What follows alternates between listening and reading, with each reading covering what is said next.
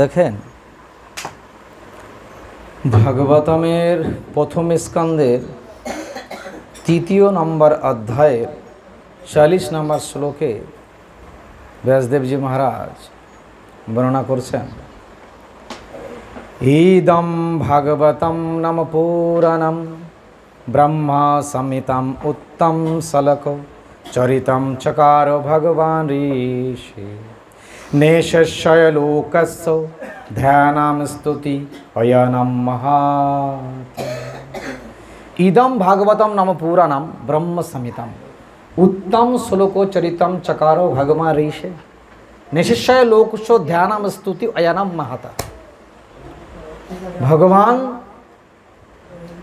श्रीमद् भागवत হচ্ছে भगवान श्रीकृष्णের বাংময় বিগ্রহ। ব্যাসদেবজি মহারাজ যথাযথ ভাবে এই শ্রীমদ্ ভাগবতের সংকলন করেছেন। আর এই ভাগবতকে যখন আমরা যথাযথভাবে অধ্যয়ন করে ভগবান শ্রীকৃষ্ণকে জানতে পারব, তখন আমাদেরকে সংসারের আর অন্য কোনো গ্রন্থ অধ্যয়ন করার প্রয়োজন হবে না। ইস্কন প্রতিষ্ঠিত আচার্য এসি ভক্তি বেদান্ত স্বামী প্রভুপাদ এই শ্লোকের তাৎপর্য উনি ব্যাখ্যা করেছেন, শ্রীমদ্ ভাগবতম অধ্যয়ন করলে আর অন্যান্য কোনো গ্রন্থ পড়ার কোনো প্রয়োজন নেই। তার জন্য আমি আগে বললাম, শুধু গোস্বামী নৈমিষারণ্যে ৮৭,০০০ ঋষিকে শ্রীমদ্ ভাগবত কথা শ্রবণ করিয়েছিলেন। ৬টা প্রশ্ন জিজ্ঞাসা করেছিলেন। শেষ প্রশ্ন জিজ্ঞাসা করেছিলেন যে, হে ঋষিবর, ভগবান ১২৫ বছর লীলা সম্বরণ করে তার নিত্য লীলাতে যখন প্রত্যাবর্তন করেছিলেন, তখন ধর্ম কার শরণাপন্ন হয়েছিলেন? ধর্ম কাম শরণম যথা। ধর্ম কার শরণাপন্ন হয়েছিলেন? তখন সুত গোস্বামী সেই ঋষি ৮৭,০০০ ঋষিবর্গকে শ্রবণ করাছিলেন। পদ্মপুরাণে তার ব্যাখ্যা আছে, যেটা আমি বলছি, যে ভগবান তার লীলা সম্বরণ করে তার নিত্যধামে প্রত্যাবর্তন করার প্রস্তুতি নিচ্ছিলেন।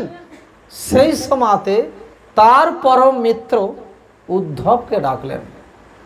উদ্ধবকে যখন ভগবান ডাকলেন, তো উদ্ধবকে ভগবান বললেন, হে উদ্ধব, আমার এই পৃথিবীলোকে লীলা সমাপ্ত হয়ে এসেছে, আমি এখন নিত্যধামে প্রত্যাবর্তন করতে চাই। তখন ভগবানের পরম মিত্র উদ্ধব বলছেন যে, হে প্রভু, আপনি যদি আমাকে ছেড়ে চলে যান, তাহলে আপনার বিরহতে আমি এক মুহূর্ত জীবিত থাকতে পারবো না। আপনি আমাকে সঙ্গে নিয়ে চলুন, আপনার বিরহ আমি সইতে পারবো না। ভগবান শ্রীকৃষ্ণ বলছেন, হে উদ্ধব, আমার সঙ্গে যাওয়ার এখনো তোমার সময় হয়ে আসেনি। তুমি বনে ঘোর তপস্যা করো, এখন আমার সঙ্গে যাওয়ার তোমার সময় আসেনি। আর কে বলল যে আমি চলে যাচ্ছি তোমাকে ছেড়ে? ইত্র তিত্র সর্বত্র তুমি আমাকে দর্শন করতে পারবে। এ কথা বলে উদ্ধব ভগবানের দিকে চেয়ে আছে। প্রভু আর কি বলছে? তো দেখছে ভগবানের শরীর থেকে, দেহ থেকে এক জ্যোতির প্রকাশ। আর সেই জ্যোতির প্রকাশ উদ্ধবের চোখের সামনে দেখতে দেখতে শ্রীমদ্ ভাগবত গ্রন্থে কনভার্ট হয়ে গেল। বলিয়ে শ্রীমদ্ ভাগবত মহাপুরাণ। শ্রীমদ্ ভাগবত সব জীবকে আলোর পথ প্রদর্শন করাবে, পথ দেখিয়ে নিয়ে যাবে।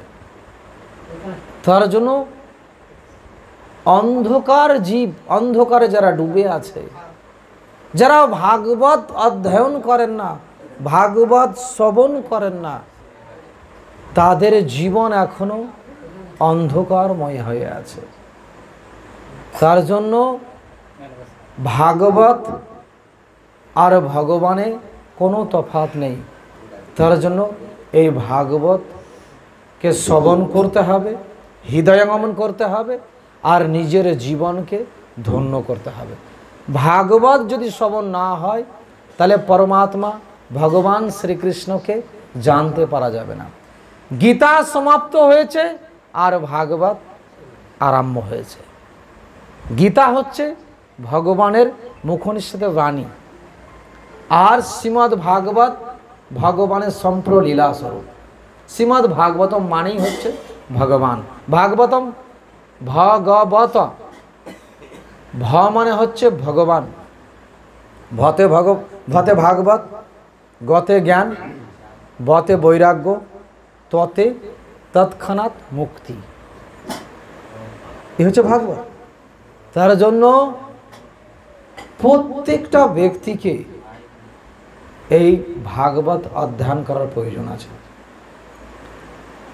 প্রতিদিন ভাগবত যদি অধ্যয়ন না হয় তাহলে ভগবানকে লাভ করা সম্ভব হবে না। প্রত্যেক দিন একটা করে শ্লোক, আধা শ্লোক या फिर भागवत लेक्चर আপনারা শ্রবণ করুন। ये ভাগবতম দেবঋষি নারদ পুরাণে বর্ণনা করেছেন যে আমি প্রতিজ্ঞা করছি যে শ্রীমদ্ ভাগবতকে কলিযুগে প্রত্যেকটা গৃহে গৃহে আমি পৌঁছে দেব। নারদ পুরাণে বিস্তারিত বর্ণনা করেছে যে দেবঋষি নারদ বলছে আমি কলিযুগে ভাগবতকে প্রত্যেকটা গৃহে গৃহে পৌঁছে দেব। যে নিত্য প্রমাণী ভাগবত অধ্যয়ন করবেন, ভাগবতকে যাজন করবেন, কলির কোনো ভয়, কলির কোনো ভয়কেও পরবা করবেন না। এমনও শাস্ত্রে বর্ণনা আছে তরোয়ালের কোপ যদি আসে ভাগবত তাকে রক্ষা করবে এবং তরোয়াল তার গলা কাটতে পারবে না। ভাগবতে বর্ণনা করা আছে। ভাগবতের মাহাত্ম্য যে ভাগবতকে এইভাবে যদি অধ্যয়ন করেন। দেখেন যখন ব্যাসদেবজি মহারাজ ভাগবত রচনা করার পর যখন শাস্ত্র রচনা করলেন, 4 বেদ, মহাভারত, 17 পুরাণ, 108 উপনিষদ, কাঠ উপনিষদ, কেন উপনিষদ, শ্বেতাসের উপনিষদ, এভাবে 108 উপনিষদ, 6 শাস্ত্র, সব কিছু রচনা করেছেন। সব কিছু রচনা করার পরেও ওনার মনেও শান্তি প্রাপ্তি করতে পারছেন না। কেন পাচ্ছেন না? যখন শিব পুরাণ রচনা করেছেন শিবকে বড় করেছেন, ব্রহ্ম পুরাণ রচনা করেছেন ব্রহ্মাকে বড় করেছেন, নারদ পুরাণ রচনা করে নারদকে বড় করেছেন, বুঝতে পারছেন? দেবী পুরাণ রচনা দেবীকে বড় করেছে, এইভাবে গরুর পুরাণ গরুদেরকে বড় করেছে। যে পুরাণ রচনা করেছে সে পুরাণে তাকে বড় করে রেখেছে। এবার উনি রচনা করার পরে হৃদয়ে শান্তি লাভ করতে পারছে না যে আমি বেদান্ত রচনা করলাম, শাস্ত্র করলাম রচনা, 108 উপনিষদ রচনা করলাম, অথচ আমার মনে আমি শান্তি প্রাপ্তি করতে পারছি না। আমার মনে যেন কিছু একটা প্রবলেম যাচ্ছে। যখন আশ্রম থেকে একটু বেরিয়ে এসেছে তখন দেব ঋষি নারদ ব্যাসদেবজি মহারাজকে দর্শন প্রদান করেছে। ব্যাসদেবজি মহারাজ তার মনের কথা খুলে দেব ঋষি নারদকে বলেছেন। নারদ তার কথা শ্রবণ করে বলছেন, দেখেন যে শাস্ত্রে কৃষ্ণ কথা লেখা নেই, প্রভুর জীবন চরিত্রের বর্ণনা লেখা নেই, সেটাকে কাকের তীর্থ বলে গণ্য করে আচার্যরা বলছে। যেখানে গোবিন্দের জীবন চরিত্র বর্ণনা লীলা বর্ণনা নেই সেটা কাকের তীর্থ বলতে পারে না। তাহলে প্রভু আমার কি করতে হবে? বলছে আপনি যদি মনে শান্তি প্রাপ্তি করতে চান তাহলে ভগবান শ্রীকৃষ্ণের লীলা আপনাকে বর্ণনা করতে হবে, যা পরে কলিযুগের জীব অন্ধকার জীবনময় থেকে আলোর প্রকাশের দিকে উদ্ধার প্রাপ্তি করতে পারে, তাদের নিজের জীবনকে উদ্ধার করে ভগবত ধাম প্রাপ্তি করতে পারে। তার জন্য আপনি শ্রীমদ্ ভাগবত রচনা করেন। শ্রীমদ্ ভাগবত যখন দেব ঋষি নারদের কাছে জ্ঞান প্রাপ্তি করে ব্যাসদেবজি মহারাজ ভাগবত রচনা করতে আরম্ভ করলেন, তো নারদের কথা শ্রবণ করে ব্যাসদেবজি মহারাজ ধ্যানস্থ হয়ে গেলেন। আর এই ভাগবত লিপিবদ্ধ হয়েছে কিভাবে? যখন ব্যাসদেবজি মহারাজ ধ্যানস্থ হয়ে গেলেন, ধ্যান করে উনি ভাগবতের শ্লোককে উচ্চারিত করছে, আর গণেশ দেবতা সিদ্ধিদাতা গণেশজি এই শ্রীমদ্ ভাগবতকে লিপিবদ্ধ করেছেন। তাহলে ব্যাসদেবজি মহারাজ যখন ভাগবত বলেছেন তখন তার মনের অবস্থা কেমন ছিল? এত সমাধিস্থ, পুরো সমাধি।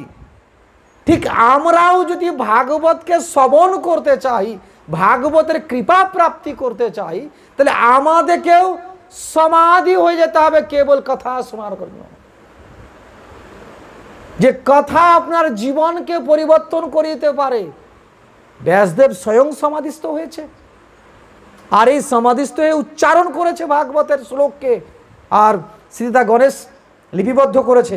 করতে করতে 18,000 শ্লোক উচ্চারণ করলেন। এই করতে করতে শ্রীমদ্ ভাগবত 18,000 শ্লোক 335 অধ্যায়ে সম্পূর্ণ করলেন। বলি ভাগবত মহাপুরাণ কি। তাহলে ভাগবত শ্রবণ করার জন্য আমাদের ধৈর্য থাকে না, কিন্তু যে ভাগবত রচনা করেছে উনি ধ্যানে চলে গেছিলেন, আর মুখ দিয়ে উচ্চারিত হয়েছে, আর গণেশ দাতা লিখেছে। আর আমরা ভাগবত শ্রবণ করতে পারি না, ধৈর্য হারা হয়ে যায়। বড়ে বড়ে ঋষিরা, দেবতারা এই ভাগবত শ্রবণ করার জন্য তারা তরপাচ্ছে যে আমরা পৃথিবী লোকের ভগবানের যারা ভক্ত হয়েছেন তারা পাণ্ডালে বসে ভগবানের কথা শ্রবণ করছেন, ভগবানের উচ্ছিষ্ট প্রসাদ প্রাপ্তি করতে পারছেন, আমাদের সে সৌভাগ্য লাভ হচ্ছে না। তাহলে যারা এই পৃথিবীতে মনুষ্যকুলে জন্মগ্রহণ করে এই জীবনটা সম্পূর্ণ ভগবান শ্রীকৃষ্ণের চরণে সঁপে দিয়েছেন, সমর্পিত করে দিয়েছেন, কৃষ্ণের আরাধনা করে যারা কৃষ্ণকে ভোগ নিবেদন করে প্রসাদ প্রাপ্তি করছেন, আর যে ফুল ভগবানের চরণে অর্পণ করছেন আর সেই ফুলের মেহেক তারাই গ্রহণ করছে, এইরকম পরম সৌভাগ্য দেবতাদের ভাগ্যে জুটছে না। কথা পাণ্ডালে কোনো বক্তা ভগবান শ্রীকৃষ্ণের জীবন লীলা বর্ণনা করছে আর ভগবানের ভক্তরা শ্রবণ করছে, দেবতারা কিন্তু এই সৌভাগ্য লাভ করতে পারছে না, দেবতারা লাভ করতে পারছে না। তাহলে আমরা এই ভাগবতের কৃপার কারণে কেবল আমরা আজ কৃষ্ণকে জানতে পারছি। কৃষ্ণকে আমরা জানতে পারছি কার কৃপাতে? না তো ভাগবতমের কৃপাতে। আজ ভাগবতম যদি না থাকতো তাহলে আমরা ভগবানকে জানতে পারতাম না। বুঝতে পারছেন? তার জন্য বলছে হরে কৃষ্ণ।